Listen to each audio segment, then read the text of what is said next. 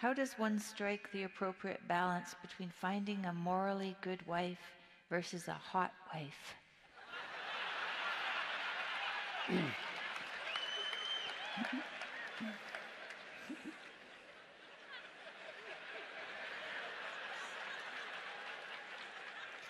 That really is an excellent question. I did great, by the way.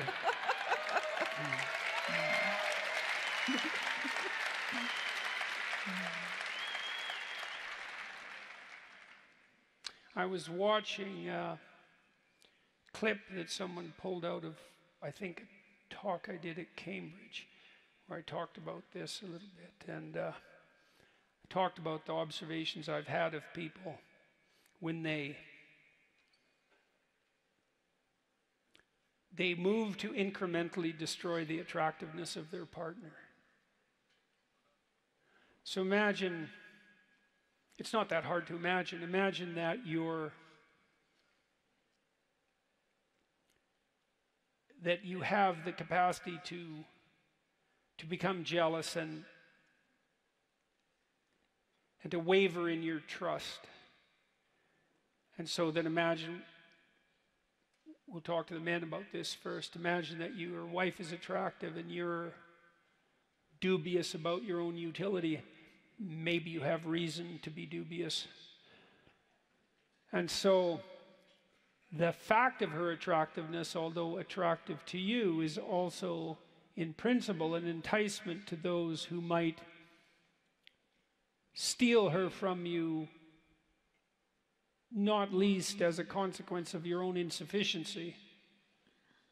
And so the question is, well, what should you do about that? And a typical answer is punish her repeatedly and subtly for any manifestation whatsoever of that dangerous attractiveness. And so, how would you do that? Wait until she presents herself in an attractive manner, let's say with a sexual edge. Maybe you're going out for an evening. And then when she asks you how she looks, continue looking at your phone or attend to something equally trivial, make a slightly cutting comment, and deflate her. That'll teach her. And then do that 50 times.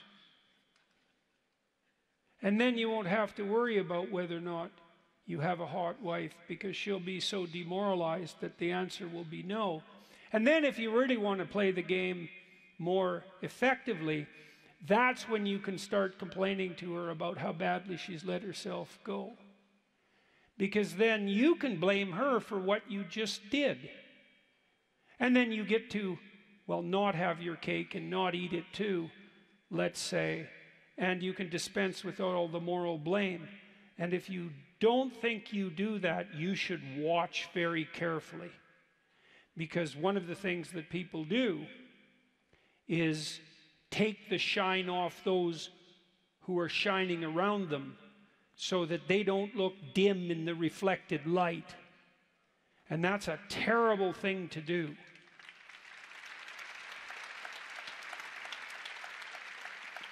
And so then, one of the things you might consider, both of you in a marriage, is when you see your partner do something that you regard as attractive, well, first of all, you need to admit that, right? And that's hard, actually, because you might have moral qualms about your own lust, and you should, because it's a dangerous force. But in principle, you want that sexual tension to exist in your relationship, but you need to have it bounded by the necessity for integrating all the other elements of your life around it, right? It can't be a predominant and impulsive force, because it will break everything apart. So it has an intrinsic danger, and because of that intrinsic danger, that's the danger of sexuality itself, you might have moral qualms about its manifestation in your own soul. And fair enough. It has to be integrated in relationship to the desire, let's say, to maintain the relationship. But over the long run, in a reciprocal and mutually beneficial and respectful manner, that would be the ethical end of the story, and that was also held in question. But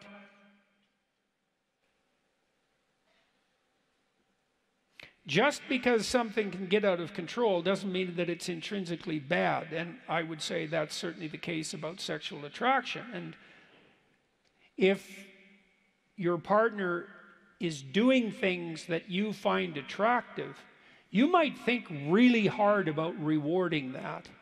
And then you may find that you're afraid to reward it because you're afraid of your own urges, or you're afraid that if your partner becomes too attractive, they'll leave you. And then I would say, well, maybe you should up your ante a bit so that they're less inclined to leave you, because and maybe you should think through your own sexual morality in more detail and discuss that with your wife so you don't stumble over your own very funny. Very funny. Yeah, you filthy-minded creatures. Yeah. Tongue, how's that? So that you can each properly reward each other for keeping the erotic spark alive in your life. And I think that's a high form of art to manage that. Now, we know that married people have better sex lives than people who aren't married. And the whole culture, in some sense, advertises the opposite, but there's no data to indicate that that's true, because the vast majority of people who aren't in permanent, monogamous, long-term relationships are isolated and alone. And so it's not a good solution. You can have a hotter, erotic life within the confines of a marriage, but it's a very difficult balancing act to manage. But then you might ask yourself, well, you want the alternative? Right? Even though it's difficult and challenging, the absence of that is in some sense a catastrophe of adventure, right? I mean, because there are a few reliable sources of profound motivation in life, and certainly sexual attraction is one of them. And if you can keep that dynamically alive in the confines of an ethically constituted relationship, you can have the best of both worlds.